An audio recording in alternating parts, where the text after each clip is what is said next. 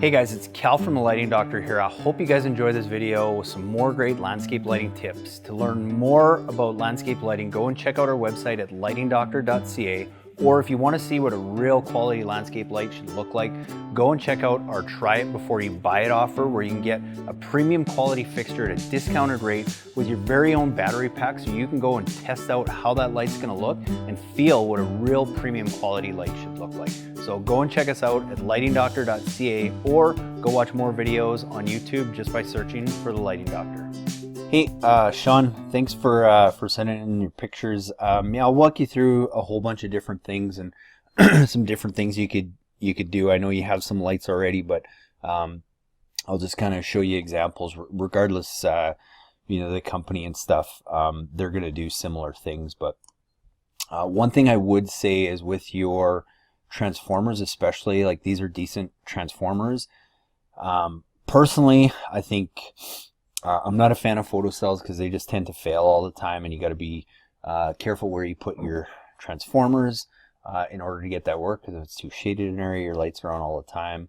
And these things, I find you got to be a rocket scientist to change times and stuff. Plus, if you ever want to change times and all that, you got 3 different transformers you got to go around to. So one thing I would probably look at, and it doesn't have to be this one, but get some kind of outdoor Wi-Fi plug-in like this. We just use this one because it's good, it's affordable, it's built for outdoors. It has its own app, so you can run all 3 transformers on the same app. You would have 3 of these, but you can still run them all on the same app. Program them however you want. You can still program them to work with sunrise and sunset or whatever. It uses astronomic timing, which is based on your geographic location. So it's a great option, and all you have to do is you basically take out the photocell and take this guy out, and all you do now is you plug this guy into here, and then you plug this into here, and you're all set. And then you run through like 2-3 steps to connect it, and then you'll have all your transformers running on the same one. So like you said, if you want to run, I'll try and go to the other pictures, but say you wanted to do, and I know you send other ones, but say you wanted to have all your house lights on, so they are on at a certain time, and then those 2 trees you talked about, you want them to come on all night. Well, then you would just run those off separate transformers, and you would program each of those transformers however you wanted to. That's probably the most cost-effective, affordable way to do that. There is systems and lighting design that you can have them all on the same transformer and program each light to come on at different times. The only thing is the costs go up for that quite a bit, and the transformers alone are like $2,000, and then each light, the price goes up. So I think it's a lot more cost feasible to use the transformers you have and just go add something like this. And again, it doesn't have to be this model. There's literally tons of outdoor Wi-Fi timers and plugins that you can use.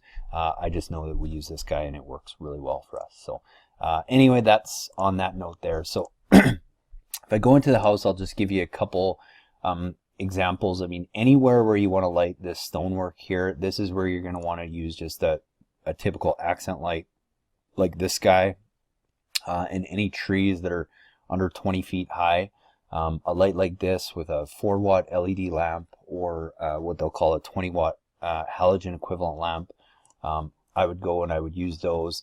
So again, even in areas like this, like on the side of these pillars, or yeah, I would probably have them here and here, in front of these pillars, and even one on the side, and have those shining straight up.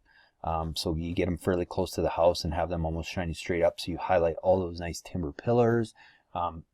And then like on both sides of the shutters here, you get them fairly close to the house and have them shining straight up, so that it really shows all the subtleties and the nice brickwork and stonework you have here. And even in areas and sides of the house like this, I mean, there's 2 ways you can go about doing it. One thing I like doing, it's a lot softer and subtler light, which is okay because you'll have, you know, the front of the house accented really good, and then you just have some subtle light here is where you would use like a wash light, which is just very similar to an accent light, but it's a wider angle lens and a much softer light. So it works well in areas like this where you maybe have 2 of those, in an area like this. Again, back to the accent lights, I would probably try and I don't know if you have to trim these back or how much room you have behind here, but I would probably try and have 3 accent lights on these windows if that was an area that you wanted to highlight. For sure, one thing I would do is any areas where you kind of have these peaks where if you had some lights down here, it might not quite hit up there.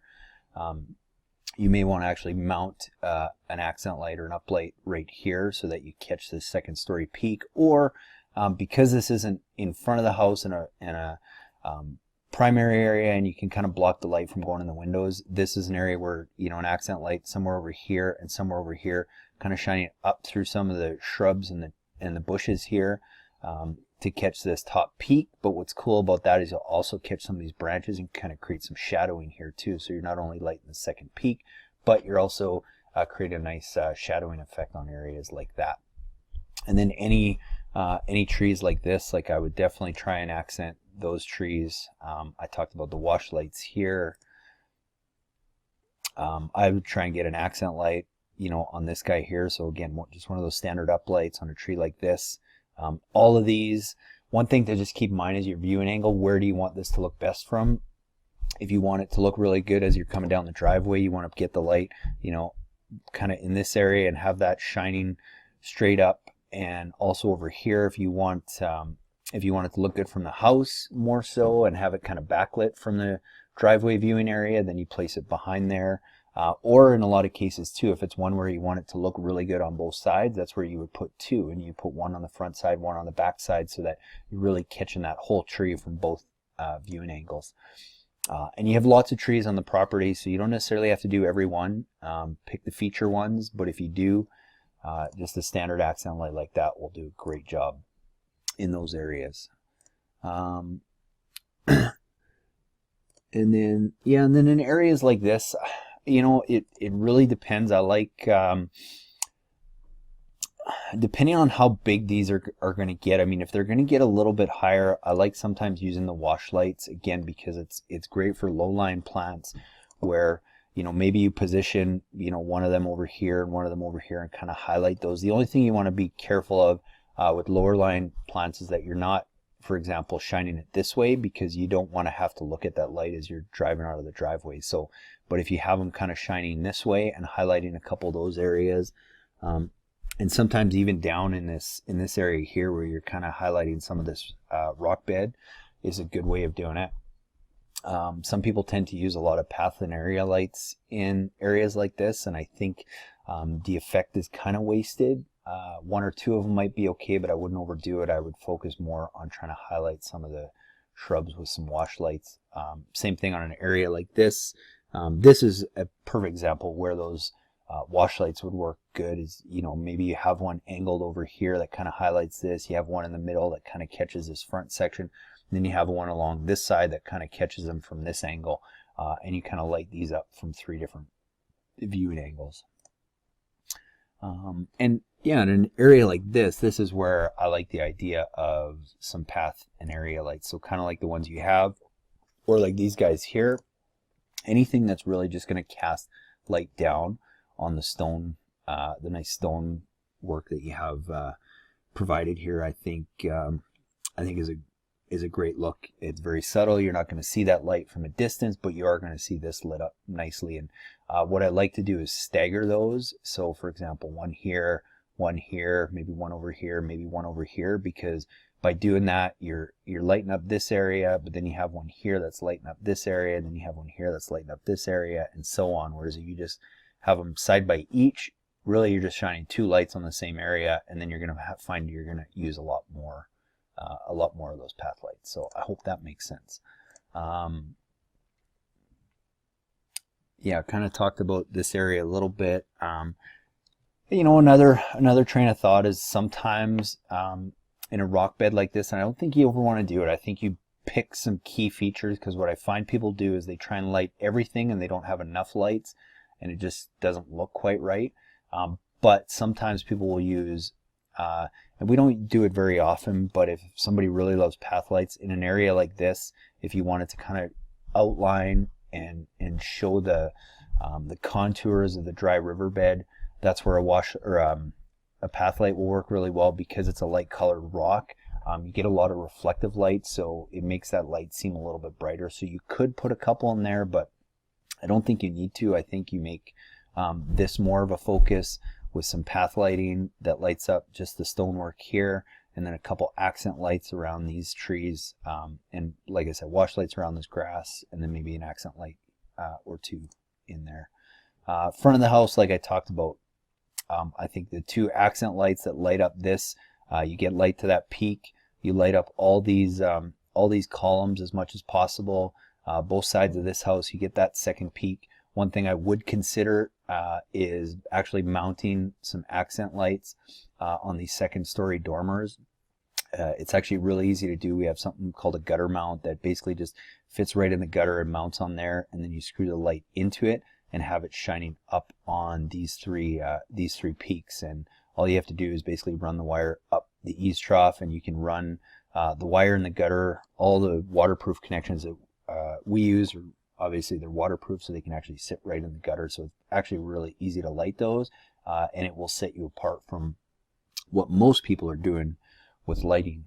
Something else to consider is anytime, if we're going to light these these timber pillars, but you still want to put some low line light on this bed, staggering some path and garden lights in between is a good way to create an effect between some uplighting and then some downlighting. So for example, you would have an accent light that light up these, and then you would have 2 path lights in here that kind of put some low line light on this bed, and then you have your accent light. You put another one here, you have your accent light, and then again, same thing, you kind of stagger them in between where you have some uplighting and create some different levels of light. Again, great example of where I would put an accent light, and this might be one because it's by the entryway, because I think it could be a bit of a featured tree and one of the first things you see. I would probably try and light this from 2 different angles so it looks good, not only coming into the property but also leaving the property. Now this area is a little tougher. You already do have some lights there, so I think you can totally get away with not having to light this. Something you might want to do is, again, just getting a light here to light this second-story peak. So with a gutter mount and an accent light, helps light this whole area of the house, so you don't have a big dark spot up there. Is something that I would probably do in an area like that. Yeah, and I think that would look really good if you had all these kind of 4 peaks lit up, as well as you'd have light that would reach those ones there from below. You have these timbers lit up, all the rock features lit up, and then you go in and select some of the surrounding trees to accent with some accent lights. And then, like I said, you have this lit up, and then you have some path and garden lights kind of spread in between here, so you have a little bit of uplighting in the background, and then some path lights kind of spread out in here. But I wouldn't overdo it. If you had to do it in stages, I would do the uplighting first, and then if you feel like you need to, you can add more kind of path and area lighting. And I know you had some questions about running wire and daisy chaining and all that. And if you're using a good LED system, really you can daisy chain everything. Just whatever's easiest for you. Just keep putting lights in sequence is fine. And a general rule of thumb is on one of those transformers that you showed, you start with a 15-volt tap, so you can easily run out of there approximately 250 feet of wire and 100 watts of light. So for example, if they're 5-watt lights, if they're 5 watts each and you have 20 of them, there's 100 watts. You can run that on 250 feet of cable without really having to worry too much about voltage drop. That being said, it depends on the kind of lights that you have too. I know these are very efficient, so when a light says 4 watts, it's very close to 4 watts, whereas some of the cheaper versions, the light will say it's a 4 or 5 watt LED, but the actual wattage that it requires is or puts out is sometimes 7, 8, 9, 10, which means obviously you can put a lot less of a cheaper quality light on a line than something like this. But my rule of thumb with LED lighting is make it as simple as possible for you, and you don't have to worry about a lot of the old videos that you watch where it talks about hubs and spokes and all that kind of stuff.